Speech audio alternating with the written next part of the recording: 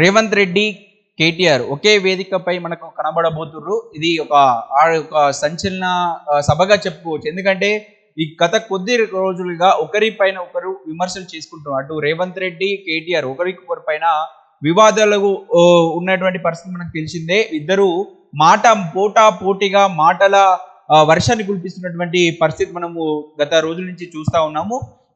ఈ సందర్భంలో 21 తారీఖున సంస్కరణ సభ సీతారాం యెచూరి గారి యొక్క సంస్కరణ సభలో ఇద్దరు ఒకే వేదికను పంచుకున్నట్టు మనకు సమాచారం ఉంది. ఇక్కడ ఉన్నటువంటి పరిస్థితుల్లో ఇద్దరు ఒకే వేదిక పైకి వస్తే ఎలాంటి పరిస్థితులు ఉంటాయి, మరి ఇద్దరు వాళ్ళు ఎలా కోఆర్డినేట్ అవుతారు, ఎలా వాళ్ళ భావనలు ఎలా ఉంటాయి అని చెప్పేసి అందరికి ఒక ఆసక్తికరంగా ఉంది. ఎందుకంటే అటు అధికార పార్టీకి సంబంధించినటువంటి సీఎం రేవంత్ రెడ్డి హోదాలో ఈ సభకు రానున్నగా ఒక ప్రతిపక్షకు సంబంధించి అటు బీఆర్ఎస్ పార్టీ వర్కింగ్ ప్రెసిడెంట్ గా మాజీ మంత్రిగా ఉన్నటువంటి తారక రామారావు అంటే కేటీఆర్ రాబోతున్నారు మనకు అనేది వాళ్ళను ఇన్వైట్ చేసినట్టు సిపిఐ పార్టీ నుంచి వాళ్ళను ఇన్వైట్ చేసినట్టు మనకు ఉన్నటువంటి చూస్తున్నాను. ఇక్కడ చూస్తున్నటువంటి ఈ యొక్క ఇన్విటేషన్లు కూడా ఉపన్యాసకులు అని చెప్పేసి అక్కడ ఉన్నటువంటి ఉపన్యాసకునిగా రేవంత్ రెడ్డిని పిలుస్తున్నట్టు తెలుస్తుంది. ఇంకా అందులో పార్టిసిపేట్ చేసే వాళ్ళలో కేటీఆర్ ప్రధానంగా చెప్పుకోవచ్చు, కోదండరాము, ఇంకా ప్రత్యర్థులు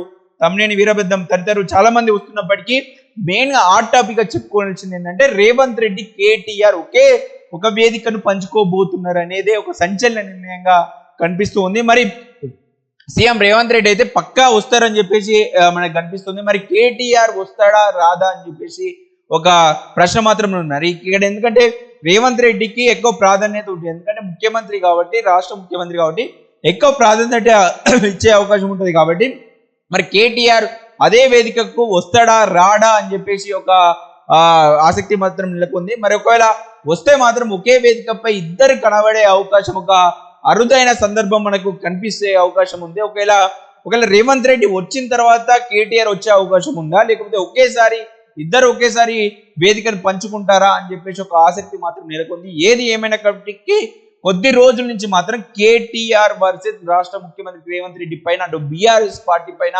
పెద్ద ఎత్తున విమర్శలు చేస్తూ ఉన్నాడు. అటు తెలంగాణ తల్లి విగ్రహం పైన కూడా అనేక విమర్శలు రేవంత్ రెడ్డి చేయడం జరిగింది. ఎందుకు అట్లేదు ఇన్ని రోజుల నుంచి తెలంగాణ తల్లి విగ్రహం అని చెప్పేసి బీఆర్ఎస్ పార్టీ ప్రశ్నించినటువంటి పరిస్థితి.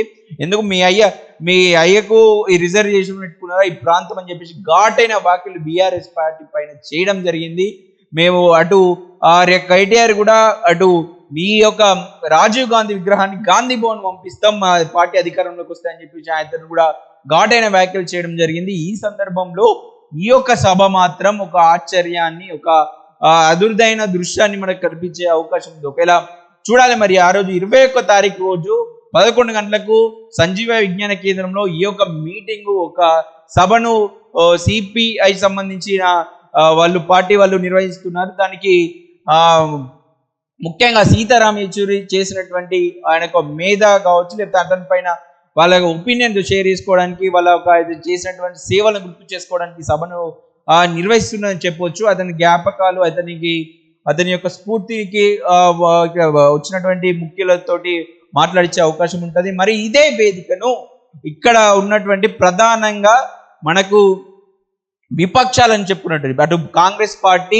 బీఆర్ఎస్ పార్టీ, ప్రధానంగా అటు అధికార పార్టీ, విపక్ష పార్టీ, ఈ రెండు పార్టీల ముఖ్య నాయకులు రానుండడం, అది గత ముఖ్యమంత్రి తనయుడు కేటీఆర్, ఇటు ప్రస్తుత ముఖ్యమంత్రి రేవంత్ రెడ్డి రానుండడంతో సంచలన సభగా రానుంది. కాకపోతే ఇక్కడ ఉన్నటువంటి ఇది ఇప్పుడు సభకు రావడం అనేది ఆశ్చర్యం. కొద్ది రోజుల తర్వాత వస్తే అది కొంచెం హాట్ టాపిక్ గా ఉండేది కాకపోవచ్చు. కాకపోతే ఇప్పుడున్నటువంటి సందర్భంలో మాత్రం హాట్ టాపిక్. ఎందుకంటే గత 2-3 రోజులంగానే వీళ్ళిద్దరి పట్ల తీవ్రమైన ఘర్షణ, అటు కౌశిక్ రెడ్డి విషయంలో కావచ్చు, నిన్న మొన్న ఆ స్టాచ్యూ విషయంలో ఏదైతే రాజీవ్ గాంధీ విగ్రహాన్ని ఆవిష్కరించారో రేవంత్ రెడ్డి, దానిపైన కావచ్చు, ఇద్దరి మధ్య పోటీ వ్యాఖ్యలు మాత్రం నడిచాయి. ఒకరిక మాటలు అద్దుమీనటువంటి పరిస్థితి కూడా చూసాం. అంటే ఇటు రేవంత్ రెడ్డి కూడా ఘాటైన వ్యాఖ్యలు అటు బీఆర్ఎస్ పార్టీ పైన, కేటీఆర్ పైన, కేసీఆర్ పైన కూడా, హరీష్ రావు పైన కూడా చేయడం జరిగింది.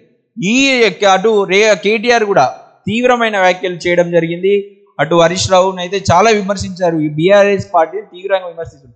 ఈ సందర్భంలో మరి ఇద్దరు కలుసుకుంటారా ఒకే వేదికను పంచుకుంటారా అనే మాత్రం ఒక క్వశ్చన్ మాత్రం వినిపిస్తుంది. ఒకవేళ పంచుకుంటే ఆ సందర్భంలో ఎలా ఉంటాయి సన్నివేశాలు, ఒకవేళ ఇద్దరు కలిసి షేక్ హ్యాండ్ ఇచ్చుకొని ఆలింగనం చేసుకుంటారా, లేకపోతే స్మైల్ ఇచ్చి అక్కడి నుంచి వెళ్ళిపోతారా అనే ఒక ఆ సందర్భం మాత్రం ఎదుర్కొంది. మరి నేను మరి ఒకవేళ కేటీఆర్ అనుకుంటే సీఎం రేవంత్ రెడ్డి ముఖ్య అతిథిగా వచ్చినప్పుడు నేను ఆ సభకి ఎందుకు వెళ్ళాలని చెప్పేసి కేటీఆర్ అనుకుంటే మరి అక్కడికి వస్తాడా రాడా అని చెప్పేసి కూడా ఒక సందేహం మాత్రం నెలకొంది. మరి వస్తే రేవంత్ రెడ్డితో కలిసి కలివిడిగా ఉండగలుగుతాడా, అదే వేదికల్లో కనిపించగలుగుతాడా, మరి ఒకవేళ రాకపోతే రేవంత్ రెడ్డి వచ్చి వెళ్ళిన తర్వాత ఆ సభకు వచ్చే అవకాశం ఉందా?